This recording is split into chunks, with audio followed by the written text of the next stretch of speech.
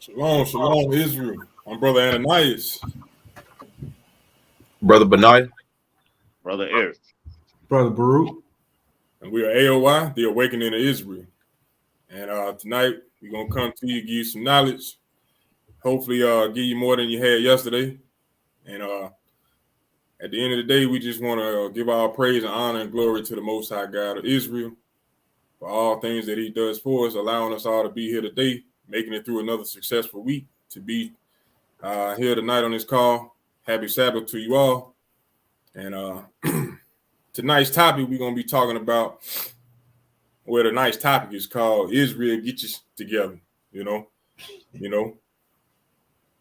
Tonight we aim at helping our brothers and sisters in the nation of Israel to become more aware, more alert, more effective, more productive through what we lack as a whole, which is organization.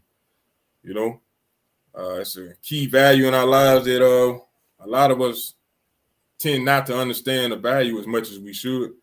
If it's one thing that the Lord teaches throughout the scriptures is to be organized.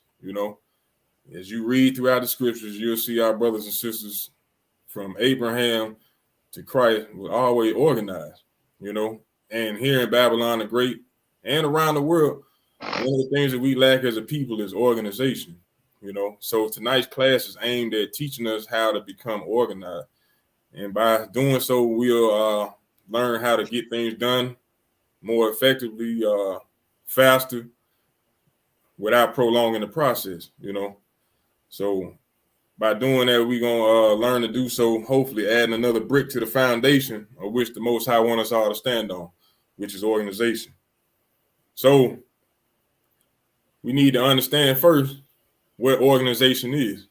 So what we're going to do is look at the definition of it. I'm going to share my screen right quick.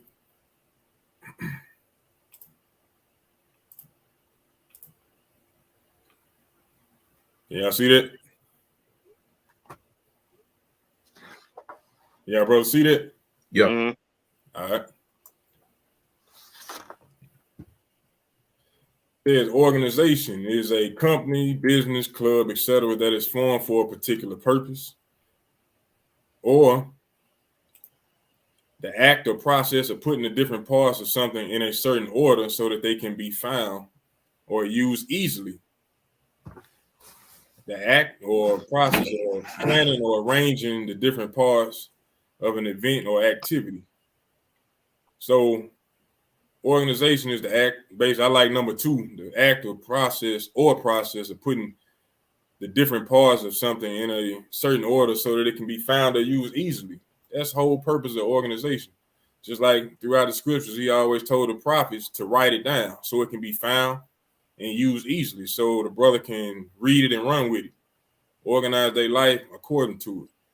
Just like he always commands us to keep his commandments and live,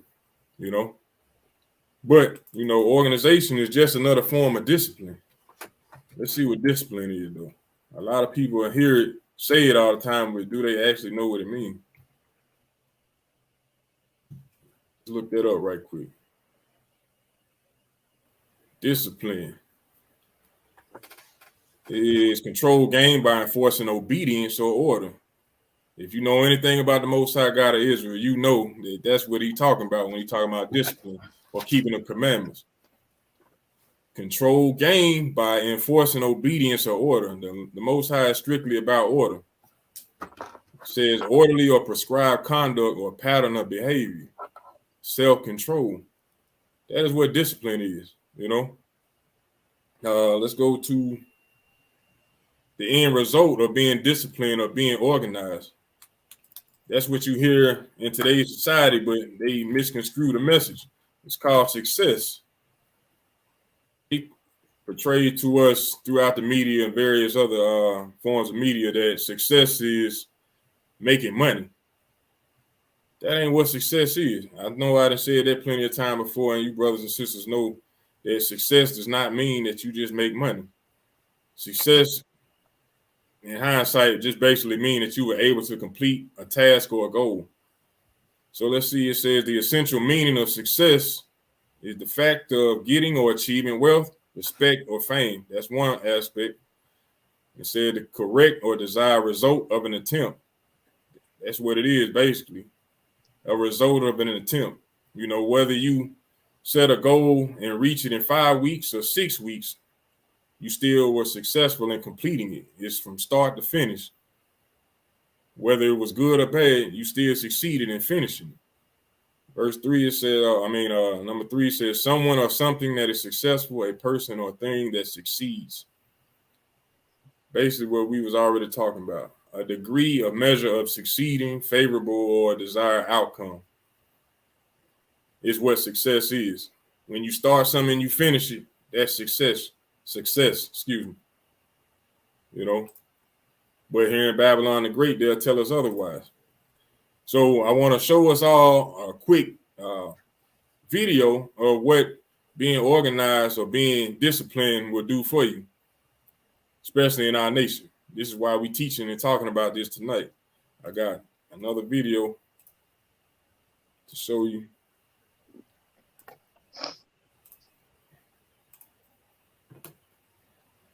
Check your video out.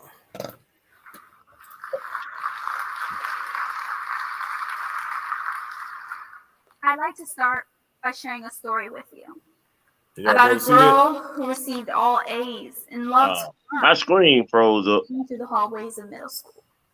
She was made fun of because her shoes were not by a brand that was widely accepted by other middle school students. Yet she thought they looked good. All of a sudden, that girl who loved to learn hated walking through those same hallways, dreading a subject that was out of her control. Now, fast forward to a College Credit Plus meeting that would eventually change her life forever.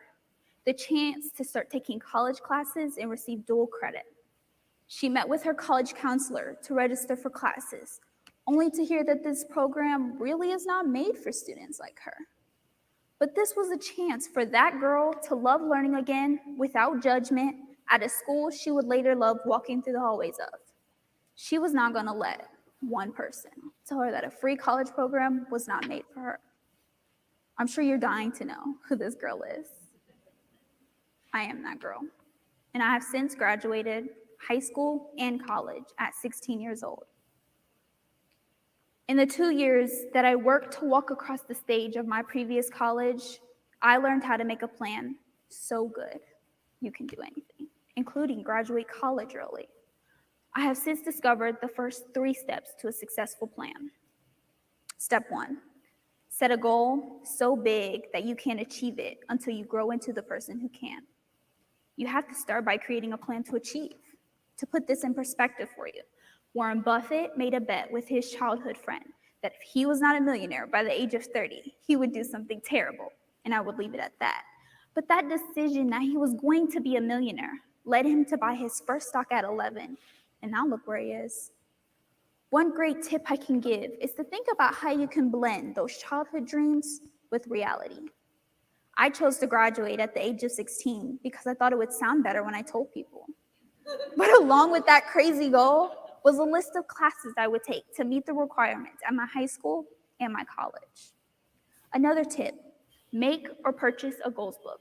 In it, you should write your goal, how you plan to achieve it, and what you will do after you achieve it. I find that this helps put it into fruition, and it makes it seem more attainable because you've thought it through this far. Next, read books involving the law of attraction, like Think and Grow Rich or The Secret, because it teaches you how to align the universe with your goals. But while you are doing so, don't forget that the key to success is the law of attraction plus action. Do you wish to start college early or go back to school? Do you hope to be an Olympic athlete or get back into shape? Do you plan to have a successful business by 12 or quit your job and pursue your passion? All these great thoughts have to start with a plan. You don't have to be great to start, but you do have to start to be great. This seems to be the hardest step because despite the energy you may have to meet this amazing goal, this is the time to actually put in the work. One way to nudge you on is to write it down. Write your goal down on a piece of paper and put it where you can read it every day. And once you start to forget that place, put it on every door, your bathroom mirror, your refrigerator, and definitely as a reminder on your phone. It's very easy to forget what your mission is for the day and what you have to do when your daily obligations have been met. So what should you be doing when you get home from work and school? Working on your goal. Next, create Google alerts of keywords that help you stay updated on the industry you are thinking of, a professional athlete you plan to model your training after, or a role model with you hope to make the same impact. I have Google alerts on business, CEO, billionaire, royal family, and dual enrollment because this helps me provide the utmost value to my blog readers.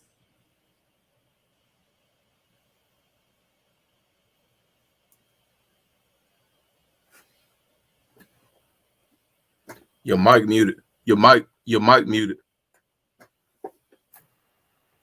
All praise, all praise. Appreciate it, brother. Oh yeah.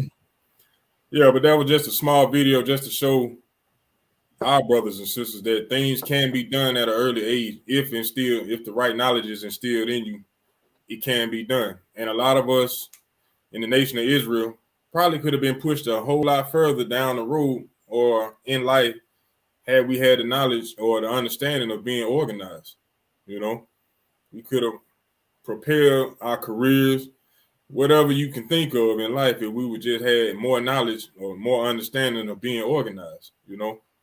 And one other person that most people can associate with who did something similar to that would be MLK. Martin Luther King did the same thing that little girl did. Graduated from high school at the age of 16. Was in college. Had a plan. The Lord set him up to do great things. You know, that's why we remember him to this day. The same thing with Moses. Same thing with Christ. Set him up at an early age, had him organized and diligent, passionate about what it was that he created them to do. You know, declaring the end from the beginning. How can you declare something from the beginning if you have no plan? You know. Matter of fact, let's get there right quick. Isaiah 46:10. Letting you know that the Most High is organized. Isaiah chapter 46, verse 10.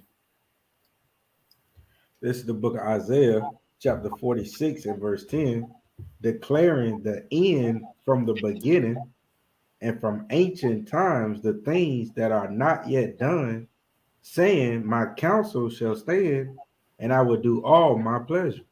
You see that?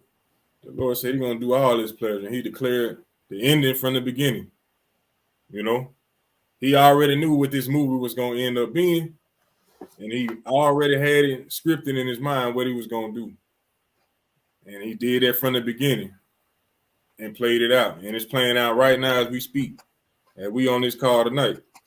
But being organized or coming up with a plan or a goal basically only require 5 basic steps, which are realizing what your goal is going to be, strategizing to reach that goal, visualizing what it is, acting on it, and reviewing it, you know. And tonight, I put together a little PowerPoint just to help us go through it while pulling out the scripts, you know. So bear with me right quick. Let me pull it up.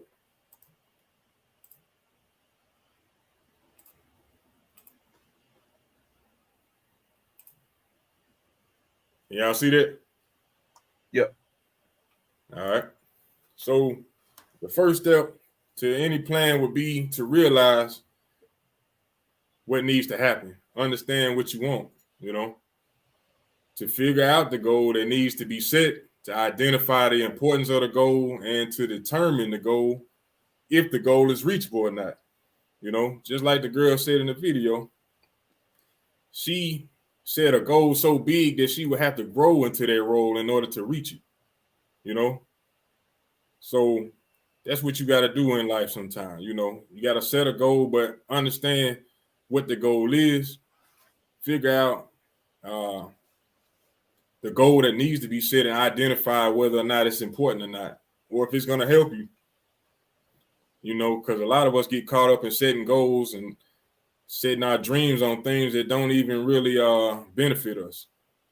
And in its truth, we should be building each other up or setting our goals on things that's going to help magnify the ministry, help glorify the Most High, help build our brothers and sisters up, help build each other up, help build our households up, you know. So when we think to do plans, we need to be realizing what is the goal that we're trying to reach. And a lot of us have been groomed or conditioned throughout life to just set goals on trying to get money or have fun, you know. But as we read and come into this truth, we understand that life is more than just having money and having a good time, because our whole duty as men and women and children in this truth is to fear the Lord and to keep his commandments. As stated in Ecclesiastes chapter 12 and 13. You know, we got to fear the Lord and keep his commandments. But let's go to Ephesians chapter 4, verse 15, right quick. Book of Ephesians chapter 4 and verse 15. Uh-huh. But speaking the truth in love may grow up into him in all things, which is the head, even Christ. Read 16. Verse 16. From whom the whole body Fitly. fitly joined together and compact by that which every joint supplieth, according to the effectual working and the measure of every part, make it increase of the body unto the edifying of itself in love. So a lot of us will hear this and read this and be like, well, what the hell that mean? It's saying basically, but speaking the truth in love, which is keeping the commandments, may grow up into him all things, which is the head, even Christ. So when we do, we should be trying to do unto Christ, because that's the head. And the head is going to lead us. And it says, from whom the whole body fitteth jointly together and compacted by which every joint supplieth. So when we doing what we supposed to do for the head is going to control the body, and everything is going to work in perfection. So that's why we supposed to be modeling ourselves after the Most High. I mean, after Christ and after the Most High commandments. Once we doing what we supposed to be doing, the body will start moving the right way. And by having the commandments and by Christ having a plan for us, that's how we're going to be able to have a vision and a goal to move towards. They already got the plan mapped out. The Most High already got the plan mapped out. I mean, all we got to do is walk in it, you know, and we'll see what the end result will be, the promises, the rewards, you know, by having that faith. But from there, let's go to Proverbs 29 and 18. All right. The book of Proverbs 18. The book of Proverbs, chapter 29 and verse 18. Where there is no vision, the people perish, but he that keepeth the law, happy is he. Let me get Habakkuk chapter 2, verse 2. It says, where there is no vision, the people perish, but he that keepeth the law, happy is he. So we got to have a vision in life, got to have a goal. Our duty, as we already stated, is to serve the Most High, to fear him and to keep his commandments. But throughout life, while we blessed with each and every day that we are blessed to be here, and we need to have a goal, a plan as to something that we striving to do, a reason as to why we wake up every day. And that is to have a vision. And without a vision, the people perish. All you got to do is look around society and look around your neighborhoods or look throughout your past, and you see the different individuals in your life or your old circle of friends that didn't have a plan or a goal in life, and see how things have magnified themselves, basically, have manifest to you to show you, damn, I got to be doing something. It's something I got to be, it's a reason why I'm here. It's something I got to be pushing forward. So you got to have a vision. And just like step one, making a plan or being organized, you got to understand and realize what your goal is. Figure out what that goal needs to be and identify the importance of it. Let's go to Habakkuk chapter 2, verse 2.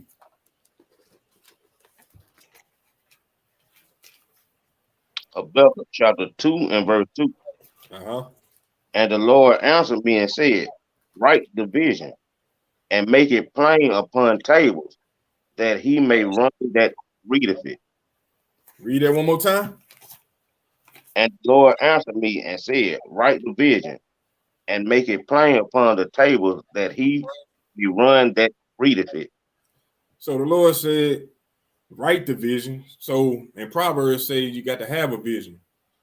Otherwise, the people going to perish, whether it be family, whether it be friends, whether it be yourself and your dreams and goals, you got to write it down. It said, write the vision and make it plain upon tables, that he that may run with it that read it. Read verse 3. Verse 3. For the vision is yet for an appointed time, but at the end it shall speak, not lie. Though it tarry, wait for it, because it will surely come, it will not tarry. You see that? The Lord said, write that vision down, make it plain to yourself and to everybody else that's involved with you or on that plan or that goal. Make it plain so that anybody that reads it can understand and roll with it. Therefore, to be profitable. It said, for the vision is yet for an appointed time. When you're making a goal or a plan, you always have an appointed time. Just like, for instance, you want to, I don't know, take a trip to around the world or whatever the case may be. But you might give yourself 6 months to a year to get it done. So what did you have? An appointed time, but you had a vision, so you had to write it down. You know, it said, but at the end it shall speak and not lie. It's not going to lie. You wrote it down, you visualized it, you put it together. You strategized, you put it together.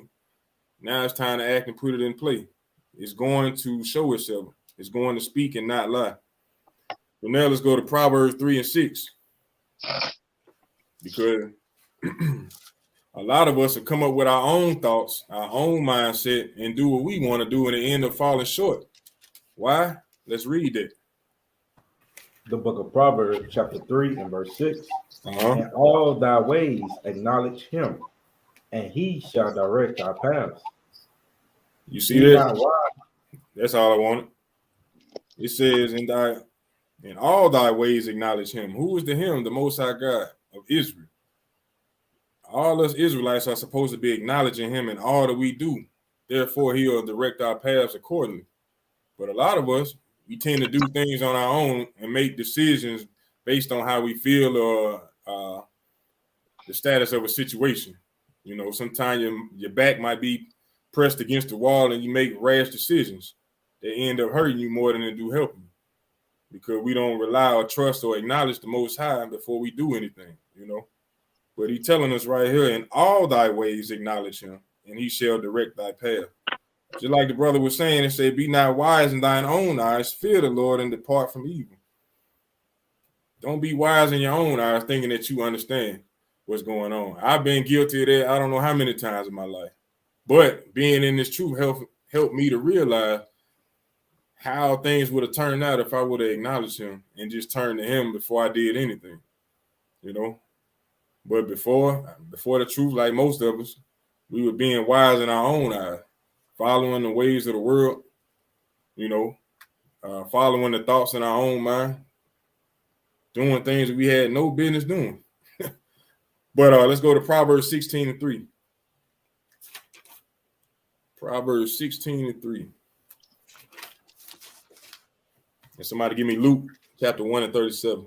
The book of Proverbs, chapter 16 and verse 3. Commit thy works unto the Lord, and thy thoughts shall be established. You see that? Commit thy works unto the Lord. Not only do you acknowledge him, but you commit your works to him, and thy thoughts shall be established. So step one is realizing what your goal or plan is going to be. Identify the importance of the goal. Like we was talking about earlier. Is this goal going to glorify the Most High? Is this goal going to help the body? Is this going to help push this truth? Is it really that important then?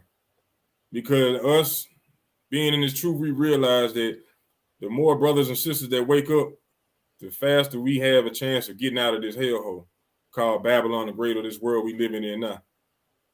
But we tend to set up plans and goals to do otherwise.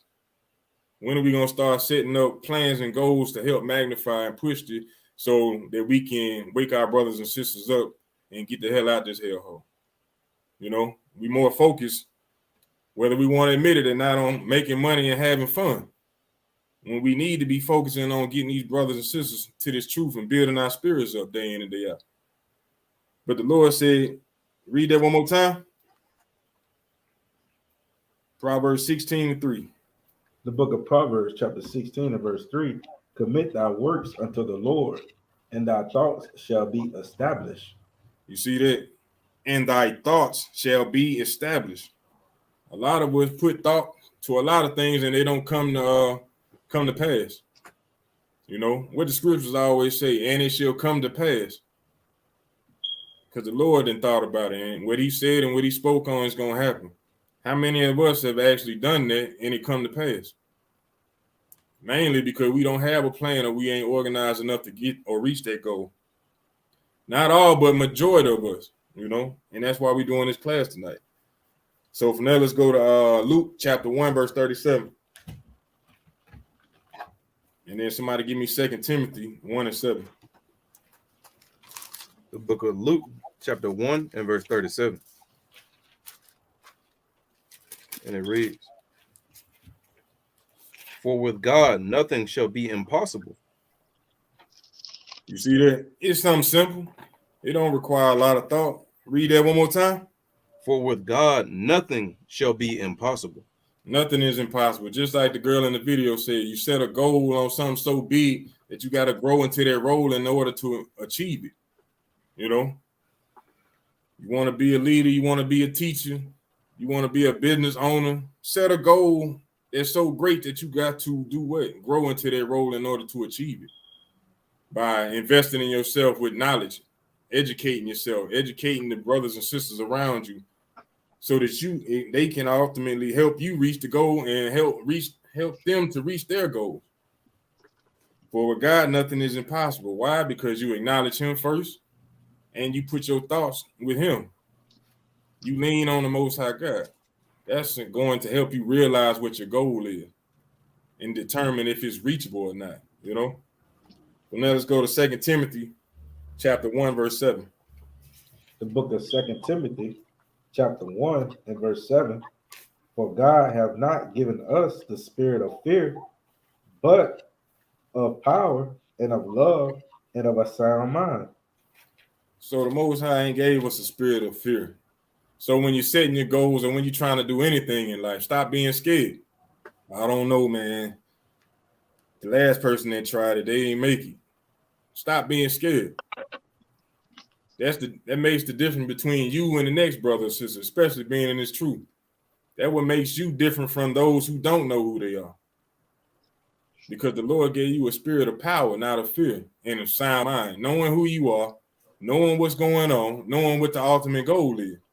There's no reason for you to be scared anymore, unprepared anymore. The Lord gave you the answer to everything that you seek right here in the book that you read before you. There's no reason to be scared of anything anymore, knowing that when dealing with the Most High ain't nothing impossible.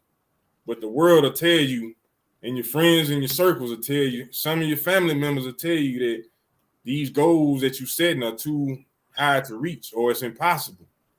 That's a mission impossible. But you need to understand that with the Lord, all things is possible. And when you have a mindset like that, you know, you'll see the difference in your life. Let's go to Proverbs 23 and 7 right quick. Proverbs 23 and 7. The book of Proverbs, chapter 23 and verse 7. For as he thinketh in his heart, so is he. Eat and drink, said he to thee, but his heart is not with thee. So what we want to take away from that verse is, for as he thinketh in his heart, so is he. You scared? You're going to be scary. You know, if you are dedicated, prepared, organized, you're going to be successful. You know, you're going to complete that goal without fear of mind or fear of failure. You know, as a man thinketh, so is he. You know, just like it is in the world. You know, you want to be rich, you got to think on that type of level. That's not what we think on, but just like they say in the world, you want to,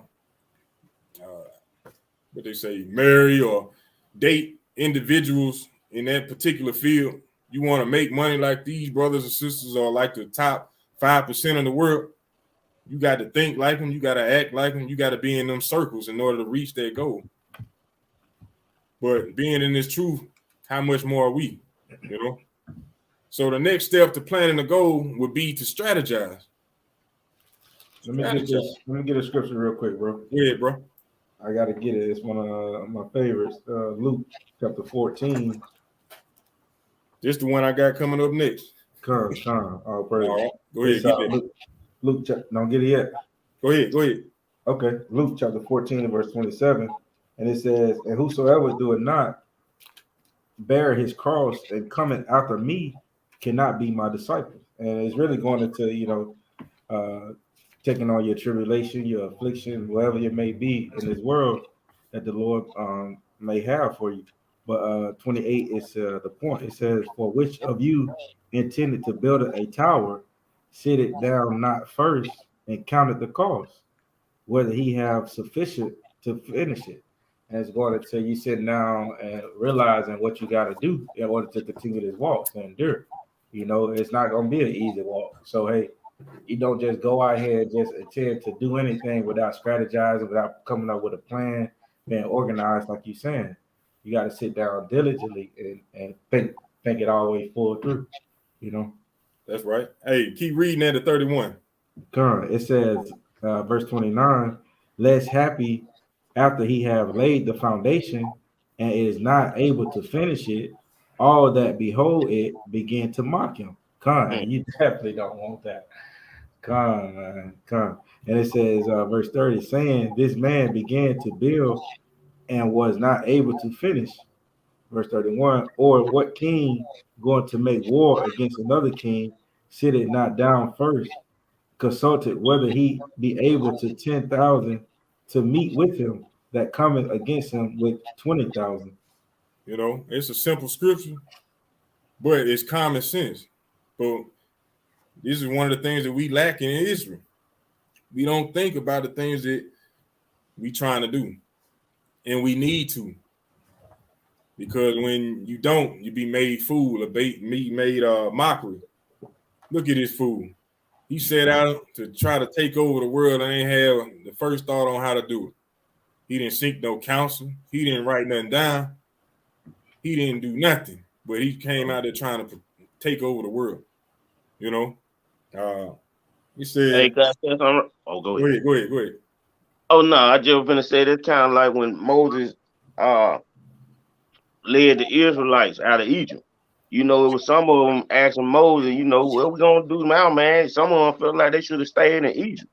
Mm-hmm. What the plan is. They wanted to know that. But he had a plan. And sometimes, you know what I'm saying, throughout life, you'll realize that you can't tell everybody your goal. Because they'll try their damnedest to try to destroy it. You know what I'm saying? That's why the Most High he didn't wake up everybody at one time. He didn't say, hey, everybody raise up against Pharaoh. Nah, he sent one individual to meet up with a few more individuals to get the job done. Because he don't need everybody to get a job done to complete his mission. So, like the scriptures say, what king don't sit down before war?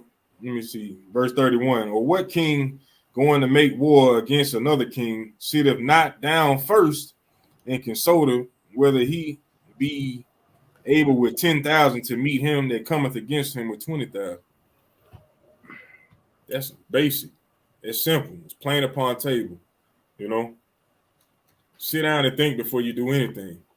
So this slide that I got up right here is basically an idea or the first stage or the realization of your plan or your thought, and we're going to use the example of reading the scriptures or reading the Bible more each week. That's the thought. The goal is I need to read more each week. What's the benefit? The more that I read, the more I can teach, the more I can apply to my own life. Is it attainable? Can I reach this goal? Yes, even with a busy schedule, this goal can be done. To do what? Build your spirit up. The more you can build yourself, your family, and go out and teach your brothers and sisters. Be that example. Be that light you were created to be. So let's go to 1 Corinthians 14 and 40. Like I said, it's 5 basic steps to creating a plan. And we in step 2 right now, strategize. 1 Corinthians chapter 14, verse 40. 1 Corinthians 14 and verse 40. Let all things be done decently and in order. You see that? That's what we're doing right here. We defining our destination, our goal, breaking it down step by step, creating a path to reach, doing things in order. That's what the Lord commands us to do. Let's go to Proverbs 24 and 27. What am I showing you? That the Lord tells you and shows you throughout the scriptures how to organize and succeed, strategize, reach your goals, how to accomplish different things by leaning on him, meditating on his word, searching the scriptures, showing yourself or studying to show yourself approved. Let's bring it up. The book of Proverbs, chapter 24, and verse 27. Prepare thy work without, and make it fit for thyself in the field, and afterwards build thy house. You see that? Prepare and do. The Most High didn't create everything in one day. That's plain. That's in the scriptures. But he had a plan. He strategized on what he wanted to do on each and every day. Everything is not going to be done in one day. What's the old saying in the world? Rome wasn't built in a day. Same principle, But prepare thy work and make fit for thyself in the field, and afterwards build thy house. So in order to prepare, that means you got to strategize. I think I went over this beforehand. It's just like cooking a meal. You don't just throw frozen meat on your plate. You got to prep. Think about it. Hey, I want to have this type of meal tonight. You get all the ingredients, what's necessary. If the meat froze, you leave that meat out in the sink or whatever to thaw out.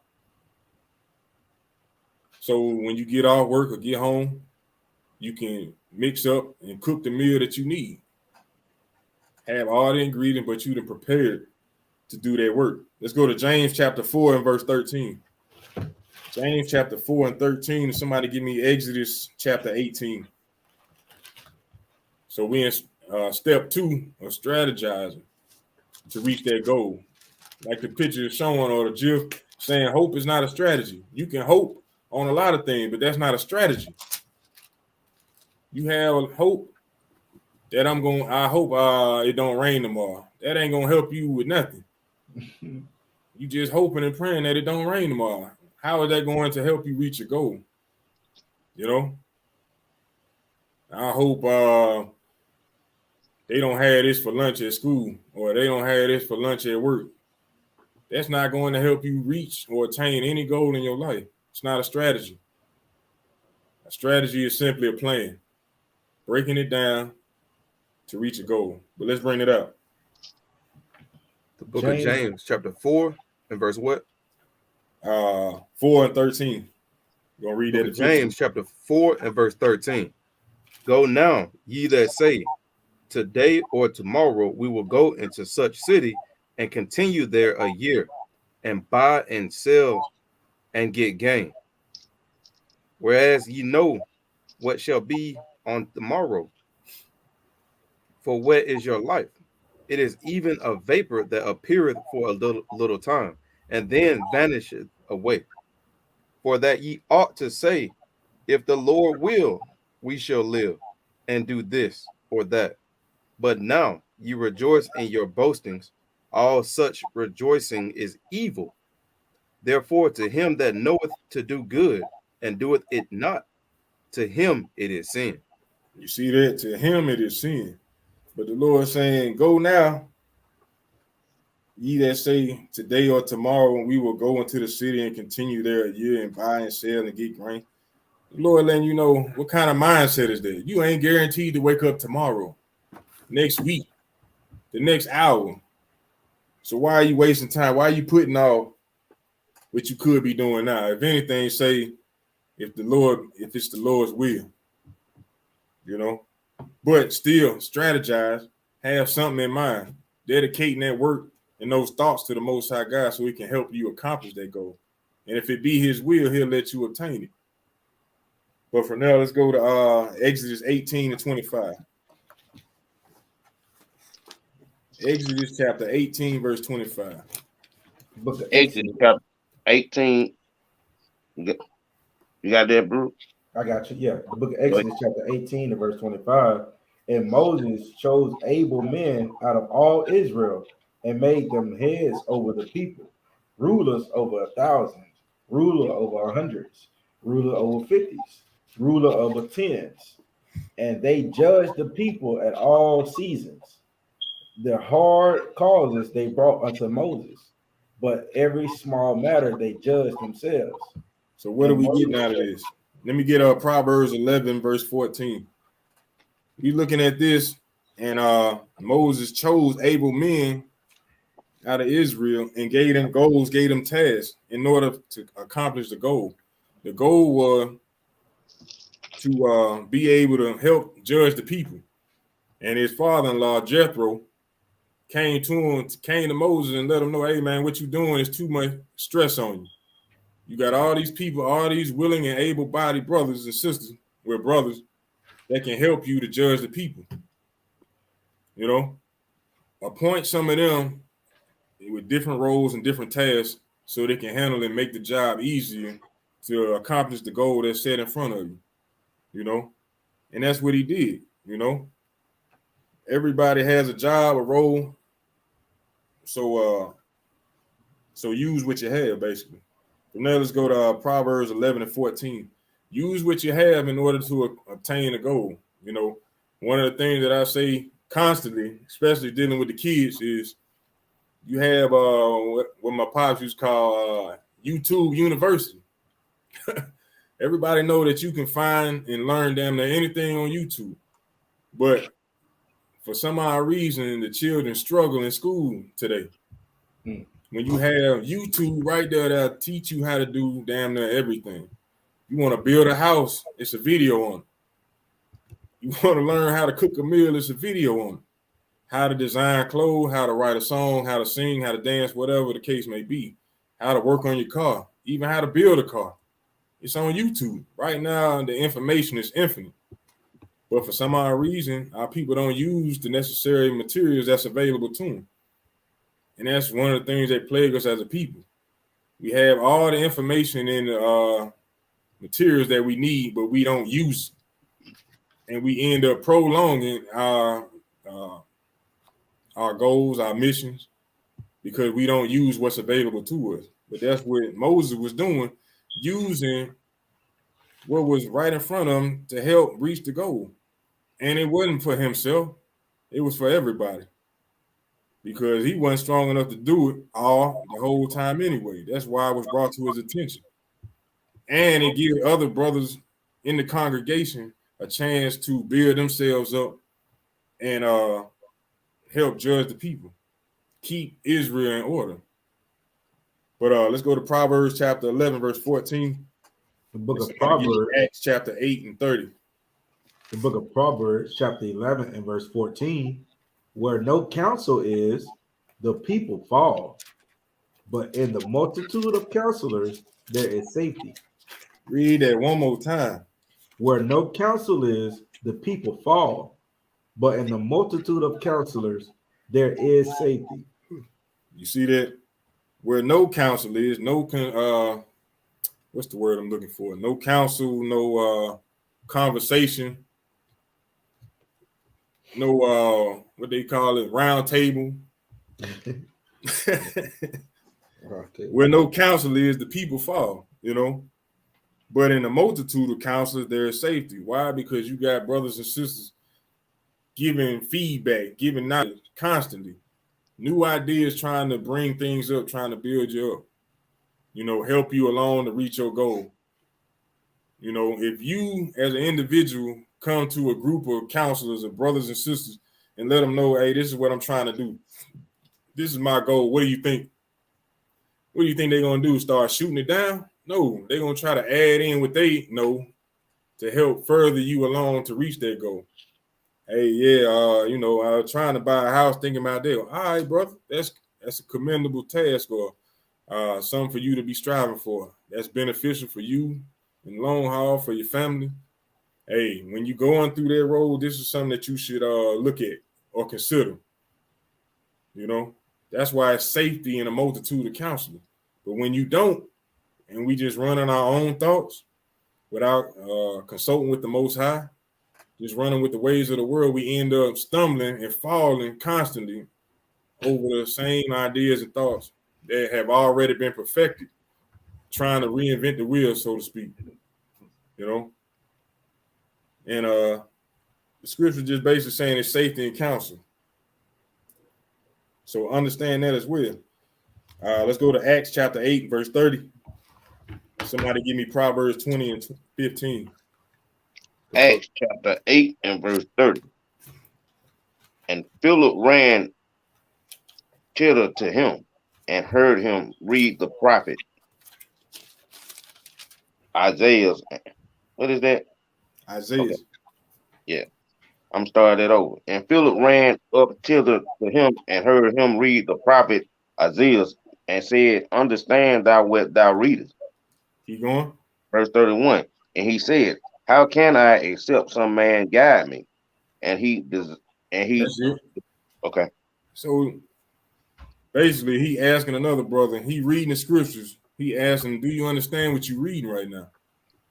He said, how can I except some man guide me? So simple as it is to read or do whatever, you know, trying to attain a goal in life, guess what? You're gonna need some form of guidance, you know. And that's the thing that you're gonna need some form of guidance, and that's what we all need to strive for and understand that you can't do it on your own. Nobody who was ever successful did it on their own. Moses, he didn't do it on his own. Abraham didn't do it on his own. Isaac, Jacob, Christ, they didn't do it on their own. You know, Christ had to learn. He needed guidance. Moses had to learn. So we shouldn't be in that mindset where we think we can't be taught anything. We too old, we too young. You can always learn something.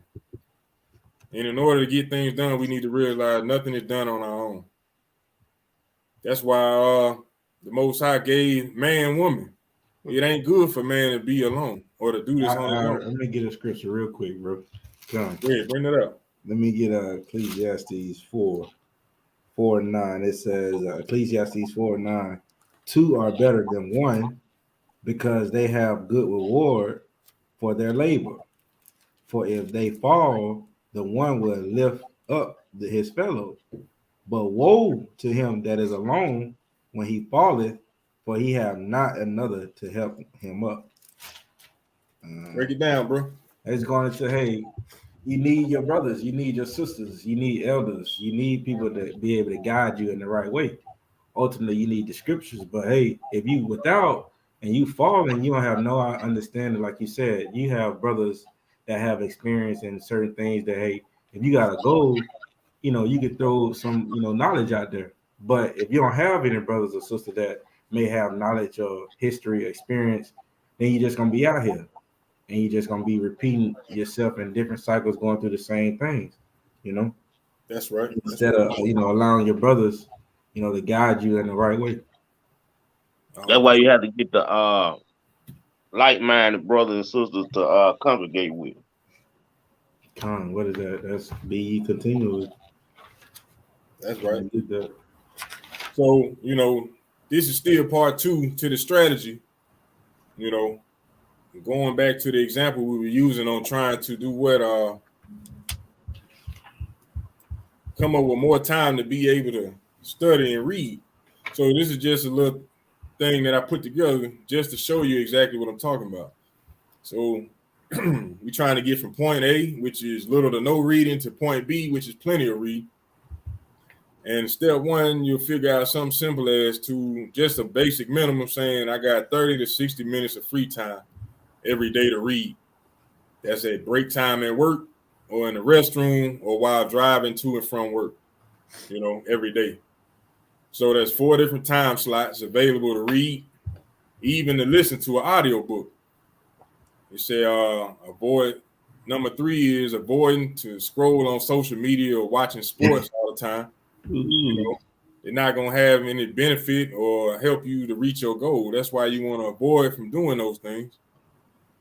Part of the strategy would be reading at least one chapter each day for 2 weeks. Making sure while reading to take notes and highlight key points, just to help you further be engaged more into reading, so that you're not just reading through it, but you're actually breaking it down as you go and can understand and point out key things. Number 6 would be to listen to the audio reading for 10 minutes on the way to work, 5 to 10 minutes at work, listen to 5 to 10 minutes on the way home, another 5 minutes while you at the house, you know, giving you 30 to 60 minutes worth of time each and every day to read the scriptures. Because I know, just like many of us, we'll make up all type of excuses to say I ain't got time or I didn't have time to read today. When 5 to 10 minutes, you can get a lot done with that, you know. Right. But another way to help stay on point with that goal would be to discuss the content that you done read with your family and challenge them to read as well. So you guys can constantly quiz each other, build each other up, and then you'll be able to use what you read to gauge it against the things in real life. You know, verse 8 would be, number 8, cross out each day or the week that I complete my goal on the calendar, review that process at the end of each week. So that's just part of building a basic strategy in order to reach that goal, you know.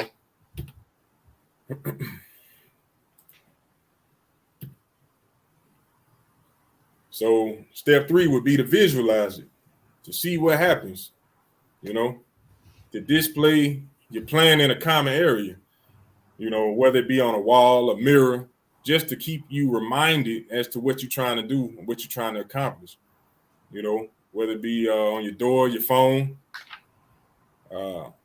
adding daily or weekly tasks to that board. Like in my household, we use one of them dry erase boards with a calendar, a dry erase calendar board. And we'll have certain things on there, you know, just I put an example for paying bills so that there's no surprises, you know. We'll put all the bills that have to be paid each week on the board for every time we get paid. Everything is listed out, not actually the amount, but we'll have exactly what need to be paid each week. Therefore, there are no surprises, and everybody knows and is on the same page with knowing what has to be paid. Now, we can go deeper into that, but that's just a short or quick example to show our brothers and sisters how we can be organized. I know for a long time, I never used it. It's whatever came in the mailbox, and if I remember to pay it, then I would pay it. You know, I didn't make plans on, hey, I got to put this amount of money to the side, or I got to make this amount of money because I know this is coming up. Nah, it was go to work, make money, and then whatever pop up first, I pay. You know, that's how most of us get down. You know, but in Israel, we need to get more organized. We the most talented and special people on the planet. So if we can go beyond and over the edge to do wickedness, imagine how we could do when we do righteous, when we acting righteous, being organized. Imagine how far we can go. We'll be just like we were in the scriptures, dealing with King David and King Solomon. You know, let's go to Matthew 13 and 16. Because part of that visualization is seeing what you got to be done, seeing what has to be done. And by placing your plan or your goals in front of you every day, you see where you're going. You're seeing the necessary work or the strength or the energy that has to be committed in order to reach that goal. And when it's displayed in an area that you can see every day, The more that is displayed or written down, the less you have to remember. Like I said beforehand, I used to just wait for whatever came in the mail, I pay, or whatever I could remember. But if I write it down, I don't have to remember. I can go to this book or go to this calendar every day, and I can set my goals accordingly, helping me to accomplish my task and knock them out day in and day out, allowing me to get things done on a constant, you know. So let's get that. Matthew 13 and 16. The book of Matthew, chapter 13 and verse 16. But blessed are your eyes, for they see, and your ears, for they hear. For Read that one verily more I say time. unto you. Okay, book of Matthew, chapter 13 and 16. But blessed are your eyes, for they see, and your ears, for they hear. For verily I say unto you, that many prophets and righteous men have desired to see those things which ye see, and have not seen them, and to hear those things which ye hear, and have not heard them. You see that? So now being in this truth, we all were able to see beforehand, you know, eyes wide open, blessed enough to be able to hear, but we weren't able to really see or hear. You know, being in this truth, your eyes have been open to all the different lies that you've been taught throughout your life, all the different atrocities and the reason why things happen. You have new eyes now, a new set of eyes to be able to see what's going on. And how much more when you be able to see now that the Lord then brought you into this truth, and now that you're organized, now you can see yourself doing things you never even thought of beforehand. Beforehand, just like most of us, I would have never thought 5 years ago, 10 years ago, I'd be teaching the word of God. Man, what?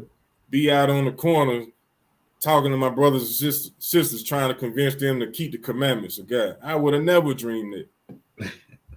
And majority of us could say the same thing. You know, it is what it is. But now that we have eyes, spiritual eyes, we can see what the hell going on. And we see the need to continue to do what we do. We see the importance of it. You know, we able to visualize what's important. So that's part 3 of planning or being organized, being able to see. That's a key to success. But from there, let's go to Colossians chapter 3 and 23. This is the 4th step. You know, the acting, putting in work. This is what I meant by the visualizing, seeing this the calendar. Just say you had 2 weeks that you wanted to see how many days that you can go reading at least a chapter a day. You would go through starting that Monday, that work week, beginning that work week. If you was able to do fulfill those tasks by reading those 4 different time slots, during those 4 different time slots, you put that X on there, put your added event on there, like the Sabbath. We ain't gonna do no extra work, even though reading is not work. But we just letting you know that's the Sabbath. We might be out teaching all day or something. You know, we might be doing something with the kids, teaching them, taking them somewhere, doing something with them. So you start back over the next week. Wednesday come, you ain't get no sleep. You know, come the weekend, you watching football, SEC championship. I was guilty of that. I watched it. But you know what I'm saying? Every week you try to X out and meet that goal of reading and building yourself up. You know, when you don't accomplish that goal, then you got to review it. But it says to visualize, see your goal and progress every day to remind yourself of your goal. One of the things I always tell my brothers is have one of these books, a little small memo book, which allows you to write down your daily tasks in a memo book to be checked throughout the day as a reminder. You know what I'm saying? Like I was saying earlier, when you have something displayed on a constant, that's the less you have to remind yourself or remember. So using this little book right here, it's one of the things that I use. Other brothers might use digital phones, things of that nature. But to have a calendar in front of you for a visual aid and to have this book in your pocket every day to help you reach your goal is something that a lot of us need to try. You know, I don't know how many tasks this book right here has helped me with him throughout my life. It might not be the same for everybody, but it's one thing that does work. You know, I come up with a different thought, you know, whether it be a new idea to be able to bring out the truth. I'll jot it down. Oh man, I need to come up with this class. Or I'll hear a scripture I never heard before, write it down. I can come back, I can use that later. Come back at the end of the day or the next day, add on to it. And as things go on, I exit off. You know, pay bills, study, do this assignment, work out, go to the grocery store, whatever the case may be. After I do each one, I check it off. At the end of the day, I can go back to that book and realize, okay, I did 9 out of the 10 things. The next day, I'll put that on the list for tomorrow and add to that and continue to go on and go on. And that's how I continue to grow and build and be able to accomplish the things that I do on a daily. You know, it's nothing secretive or genius about it, just being organized to an extent. I can be a lot better than what I am now. And that's what I'm striving to be just by doing this class. It done taught me how to dig a little deeper in order to get things done. So next scripture was Colossians 3:23. All The right. book of Colossians, chapter 3, and verse 23. And whatsoever ye do, do it heartily, as to the Lord, and not unto man. You see that? Whatever you do it as if you're doing it to the Lord. You know, I used to have a mindset like majority of our folk, you know, especially going to work. Be like, man, I ain't got time. I don't feel like dealing with this person. I don't feel like dealing with these people. But once I came into this truth, I realized those people didn't wake me up this morning. Those people are not making sure that I'm fed at night. They're not making sure I got a roof over my head, nor that I'm safe or that my family's taken care of. I had to sit back and self-examine and realize who was really in control. So after reading that scripture, and it let me know I'm supposed to be working and doing all things as if I'm doing it for the Lord. Because He the one that gave me that job. He is the one that woke me up that morning. He gave me the strength and the energy to go to that job. You know, He protected me and provided for me while I was going to and fro. So when I'm at work, I do what I can for the Lord, not for man. And that's one of the things that we need to understand as brothers and sisters in this truth of the nation of Israel. When we do anything, we do it as if we're doing it to the Lord. Why? Because He is the one blessing us with each and every day that we wake up. It ain't about nobody else. It's about what the Lord do for us. So everything that we do, we need to be doing for the Lord. We can't be making up excuses because there's plenty of other brothers and sisters that would love to be in our place right now. Regardless how bad you think you got it, there's somebody that got it way worse. And they would give a right arm to be in your spot. So that's where the backbiting and the murmuring and things of that nature got to cease. You know, we can't keep making up excuses. It's time to put in work and execute. That's what step 4 is all about, execution. You know, you sat down, you done thought about it, you done strategized, you got it all on the walls, you got it in your book. Now it's time to put in that work and communicate with everybody that's involved, whether it be your family, your friends, your co-workers, your business partners, whatever it may be. It's time to communicate, put in that work. You know, that's execution. That's another key to success. But let's get 1 Corinthians chapter 3, verse 6. And somebody give me Proverbs 14 and 23. 1 Corinthians chapter 3, verse 6. You said 3 and 6. Yeah. The The book one of out of Proverbs. Proverbs 14 and 23. the book of 1 Corinthians, chapter 3, and verse 6. I have planted Apollos, water, but God gave the increase. Read the 9. So then neither is he that planted anything, neither he that watered, but God that giveth the increase. Now he that planted and he that watered are one, and every man shall receive his own reward according to his own labor. For we are laborers together with God. and ye are God's husbandry, and ye are God's buildings. You see that? Paul was saying, I have planted the seed of this truth. Said Apollos watered it. He fed it. And he kept giving more knowledge, more understanding. But God gave the increase. That's the same thing with a plan. You know, you commit your thoughts and your works to him. He going to give you the increase, depending on what it is, if it be the Lord's will. It says, so then neither is he that planteth anything, neither is he that watereth, but God that giveth the increase. It ain't about us. This is the Lord gonna make it work for you. You know, we need to be making sure that whatever the plan or the goal is something that's pleasing to the Most High. It said, verse 8, now he that planteth and he that watereth are one, meaning on the same page, same mindset. And every man shall receive of his own reward according to his own labor. The scriptures tell you that all work is profitable. You know, so you're going to receive what you put in. The scriptures tell you that all the time. Man going to reap what he sow. So what you put out is what you're going to get out. I mean, what you put in is what you get out. And it said, for we are laborers, meaning a laborer is somebody that put in work. It ain't nobody that sit on the couch. It ain't nobody that just sitting back, relaxing, thinking things just going to come to you. A laborer is somebody that put in work. It said, for we are laborers together with God, keeping them commandments. That's labor. Striving to build the ministry up to push this truth. That's labor.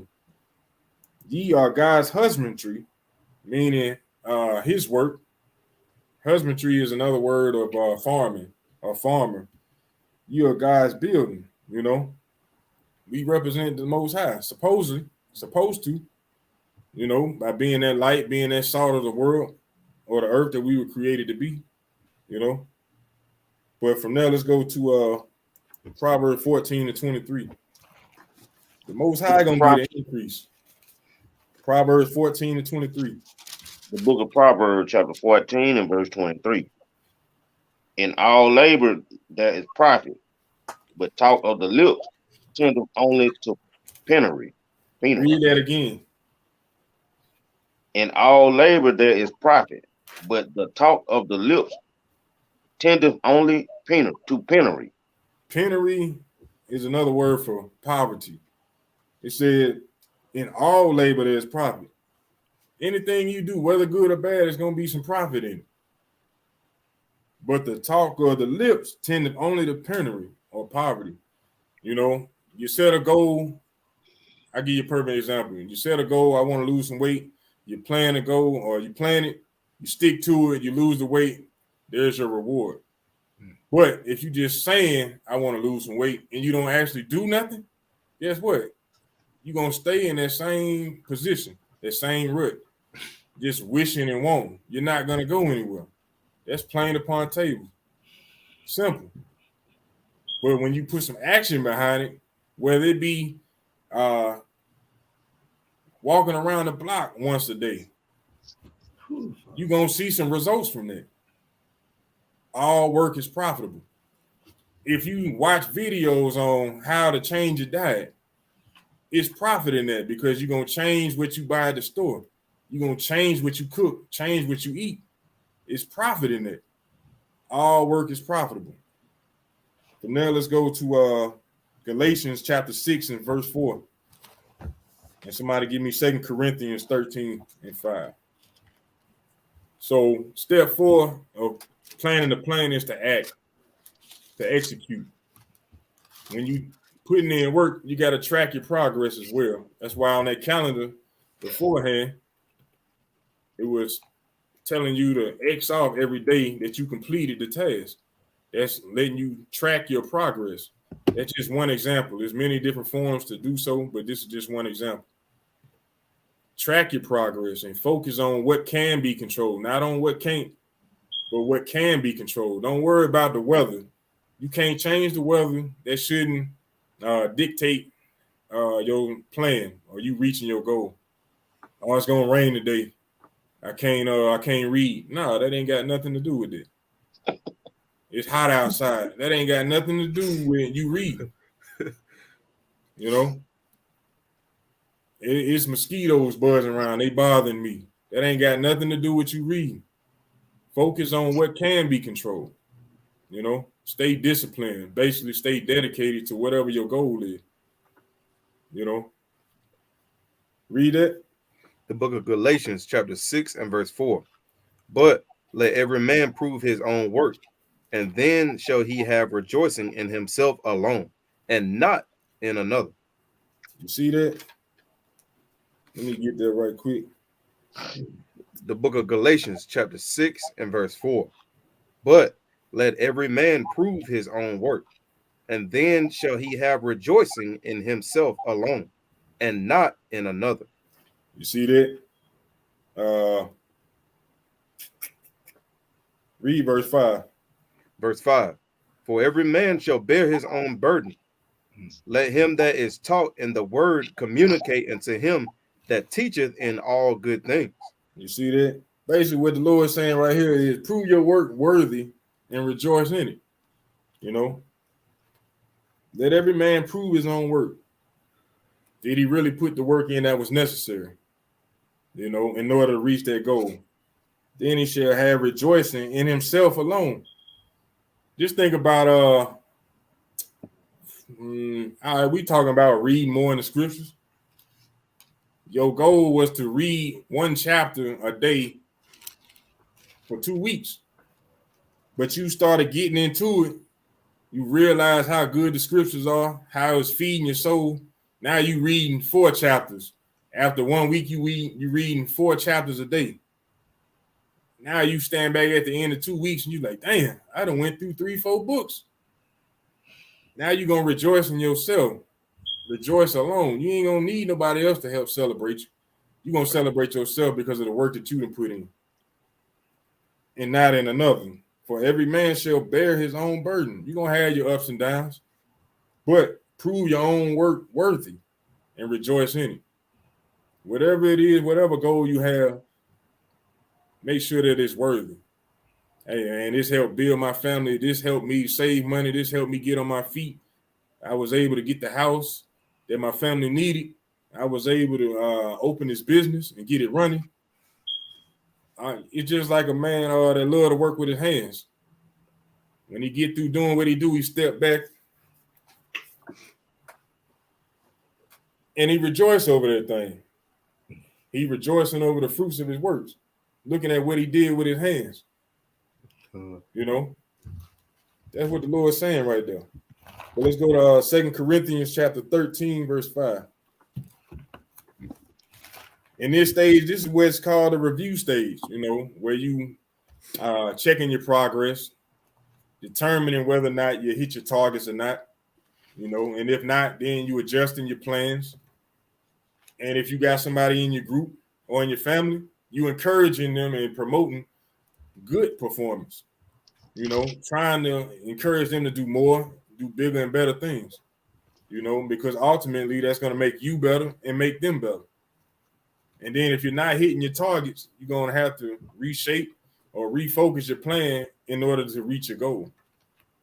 You know, it might take you 5 weeks instead of 4 to accomplish that goal, but you accomplish that goal nonetheless. But you need to constantly review what you're doing. A lot of us will, what they do in the world, New Year's resolutions.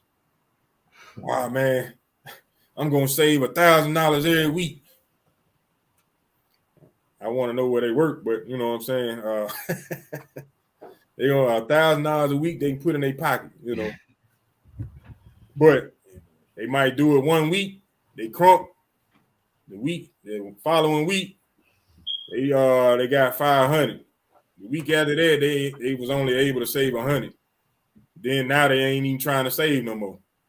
You know, that's why you got to constantly review and check your progress and realize why I didn't make my goal, why I didn't hit my target. And I got to make adjustments to keep me on the path to reaching my goal.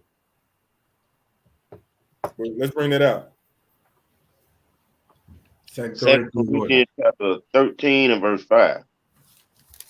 Examine yourselves whether ye be in the faith. Prove your own selves. Know ye not your own selves, how that Jesus Christ is in you, except ye be reprobate? Read that Want to one see? more time. Examine yourself whether ye be in the faith. Prove your own selves. Know ye not your own selves, how that Jesus Christ is in you, except ye be reprobate? You see that? That's 3 and 13, 15. I went to the wrong verse. So in this What verse? reviewing process, say what? Okay, go ahead. I thought you said so. I thought you said I was in the wrong Just verse. Go saying, in this reviewing stage or the reviewing process, you know, you got to examine yourself. That's what it was saying about checking your targets to make sure you hit them or not. You know, review what you've been doing, not only just to keep you in line, but to uh, make you look at yourself in the mirror day in and day out. Man, why I ain't focused like I used to be? What spirit and jumped on me to turn me otherwise? Why I ain't as focused or on fire as I used to be? What changed? You got to self-examine yourself. You got to look yourself in the mirror. You know, relationships go sour, sideways. You got to look at those things. You got to self-examine. You ain't doing the things you used to. You're sleeping now more. You're tired more. You got to self-examine. Why I can't accomplish the goals I used to be able to do at the snap of a finger? Why is it taking me this long now? Why I can't figure this out? I used to be able to do this and do that just like that, but now I'm struggling. Now I ain't on fire as I used to be. What changed? That's what self-examination is, a review of progress. And that's what the Lord is saying right here. Examine yourselves whether you be in the faith. Whether you be in the faith. Prove your own selves. You got to prove it to yourself. You know, what's the saying? You can lead a horse to water, but you can't make him drink. Same thing when dealing with yourself. Ain't nobody can't nobody prove nothing to you unless you prove it to yourself first. Just like coming into this truth. We all heard about we ain't supposed to celebrate the pagan holiday. It was like, that sounds good. But once we read it for ourselves and proved it to ourselves, then we realized, okay, now it's true. Now, and you see the facts and the statistics behind it, and you see what's going on in the world. Now you done proved it to yourself. Now you understand, all right, I can't celebrate Christmas. This is all a plot, a scheme to keep me in sin. Now I can't continue to celebrate Thanksgiving. That's celebrating the slaughter of my people. I can't celebrate Halloween. That's celebrating the damn devil, Satan. That's following behind the ways of the heathen. You proving to yourself. Know ye not your own selves how that Jesus Christ is in you, except ye be reprobate. That's how you examine yourself, to find your way back to what you were supposed to be doing, which was fearing the Lord, keeping his commandments. When you start going off, you got to re-examine yourself and figure, Christ is in me. Why I'm going opposite of him? That means some spirits on me. Some trying to turn me the other way. I need to refocus. I need to get back in these scriptures, dive deep in it, and get back on fire. My oil leaking out my lamp. You know, I ain't on fire like I used to be. I need to put some more oil in there and turn the heat up. Self-examination. But I got one more video that you all see right here. I'm gonna play that for you. And brother bring out good points. I don't necessarily believe in philosophy, but what he's talking about is time management. And it's very good points. And we'll bring it out. What happened?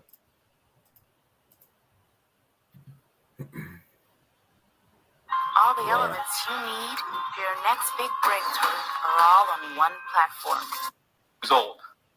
My biggest fear was to get bored. I used to make to-do lists every single day, so I'd always have something to do.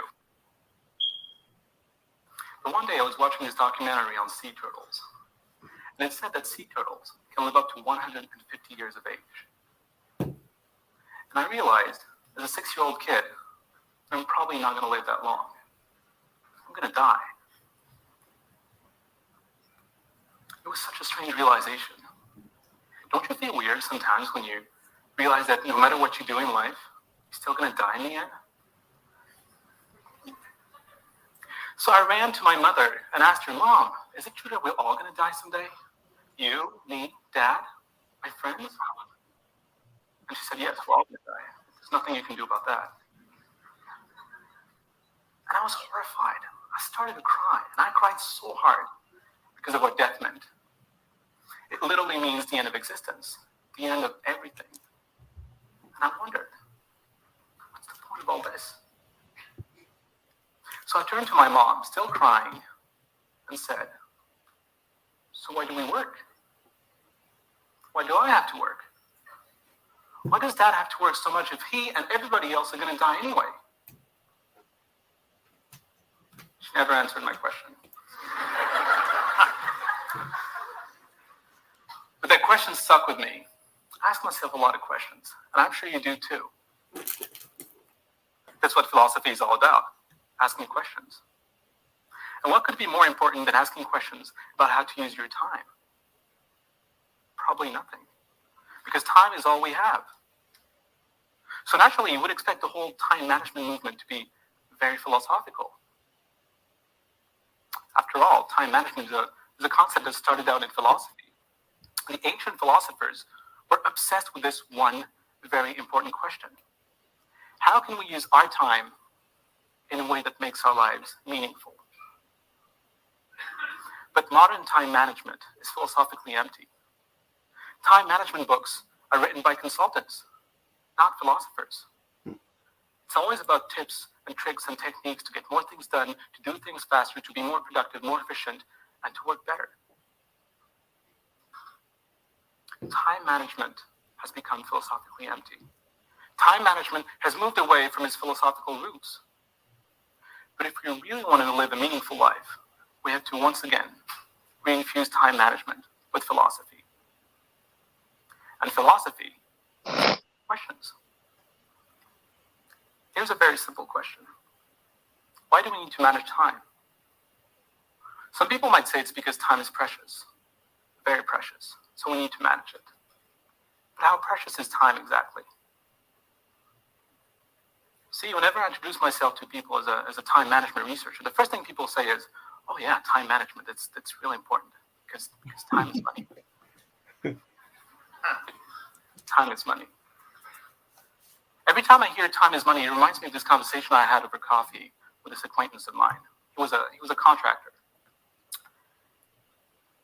As we were talking, he looked slightly annoyed and impatient. So I asked him, Jeff, what's going on, man? Everything all right? And he said, it's just that I hate wasting my time. It makes me so angry. So I asked him, what do you mean? And he said, look, I make $160 an hour. That means every hour I spend with you, I'm losing $160.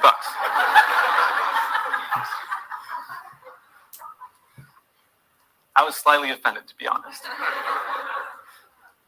But it's what he said next that really shocked me.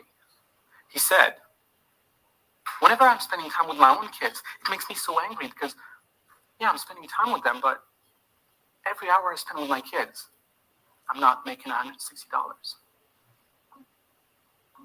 And this is not just an anecdote. You can see this everywhere. Experiments show that whenever people start to think of time as money, they become more agitated, less happy, always in a rush. And importantly, they get greedy. They become less likely to help people out, to volunteer, or to think about the environment. Because nothing else matters when you're making $160 an hour. The real question is money the real value of time? The Roman philosopher Seneca said that if we think of time as money, we're actually valuing our time very cheaply. We value our time very cheaply because we think we have a lot of it, because we think we're going to live forever. But we're not going to live forever. We're going to die. And the moment you realize, and I mean fully realize, that you're going to die, $160 an hour won't mean much. Time is not money anymore. Now, some people might say that thinking about death is not exactly cheerful. Maybe. but it's very helpful. The French philosopher Albert Camus said that the most fundamental question in philosophy is, why shouldn't I kill myself right now? It's true. Why shouldn't you kill yourself right now? Your answer to that question will remind you what you're truly living for. Your answer to that question will remind you of the true value of your time. Because time is not money when you know you're going to die. And this is how philosophy helps with time management. It helps us ask meaningful questions about time. Here's another seemingly simple question. Can you manage time? Back in college, I had this professor who used to tell me that you can't manage time. Time management is bullshit.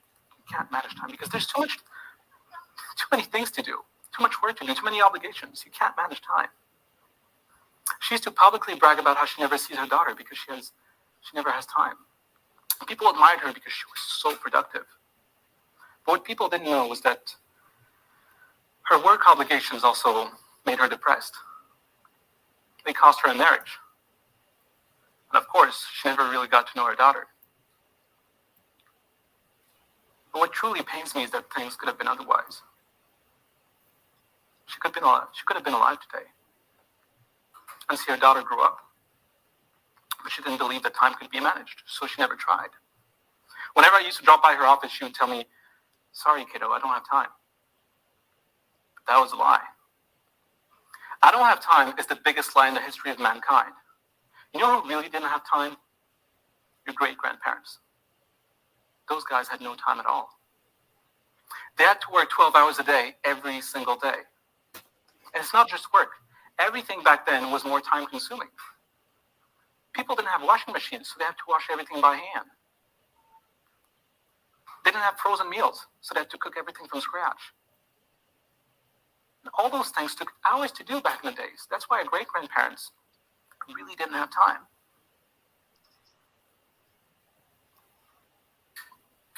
But here's the incredible thing. Our great-grandparents did not complain about not having time. We do. It's a paradox. We have more time than they did, and yet we still complain that we don't have time. Why? Because we have more options. More freedom to choose our time options as we please. Look at how we live today. We can shop on Amazon 24/7, any day of the year. Women can delay pregnancy by freezing their eggs. More and more companies offer flexible work schedules. We can watch our favorite shows anytime we want on Netflix. So not only do we have more time, we also have a lot more flexibility. A lot more. A lot more freedom to use our time as we please. And we still say that we don't have time. Why? The philosopher Jean-Paul Sartre said that we have this tendency to trick ourselves into thinking we're not free. Because being free to use your time as you please means that you have to make a choice and live with the consequences of that choice. That means whatever you do with your time is on you. And that's the scary part. It's scary because what if we made the wrong choices? What if we're missing out? It's this constant fear of missing out. Would your life have been better had you spent more time with your kids? Or more time studying? Or more time partying? Maybe we don't want to know. That's why we say we don't have time. It gives us an excuse. It's reassuring.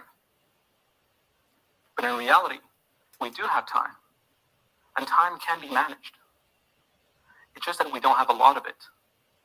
So there have to be sacrifices. We can't have it all. When it comes to time, we can either make sacrifices or make excuses. But only one of them will allow you to live meaningfully.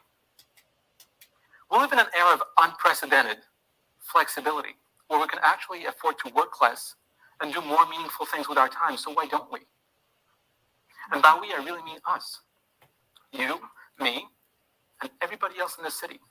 Because time management is not just about you. It's about all of us. It's about all of us as a society.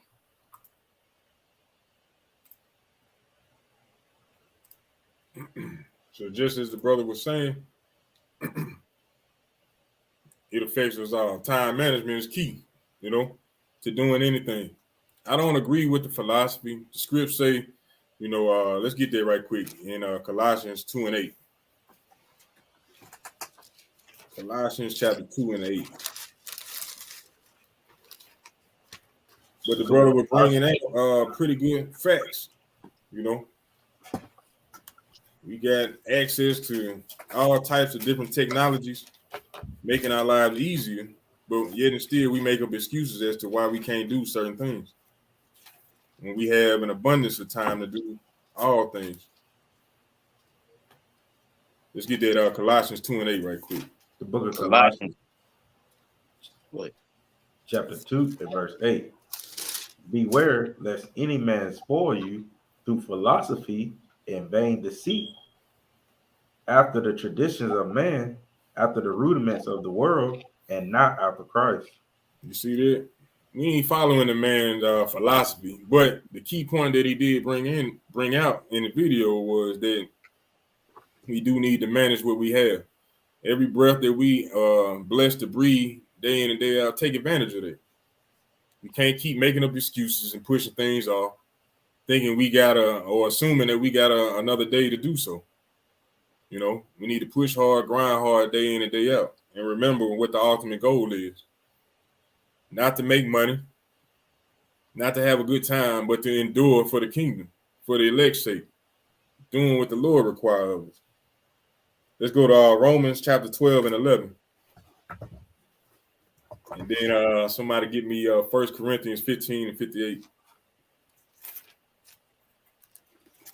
The book of Romans chapter 12 and verse 11.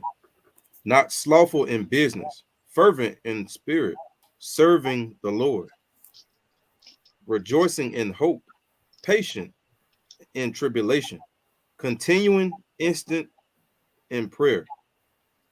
So the Lord say, basically, don't be lazy, be on fire, serving the Lord in all that you do, rejoicing in Him, being patient in your tribulation, your shortcomings, but continually instant in prayer, fervent in the spirit, serving the Lord, not slothful in business.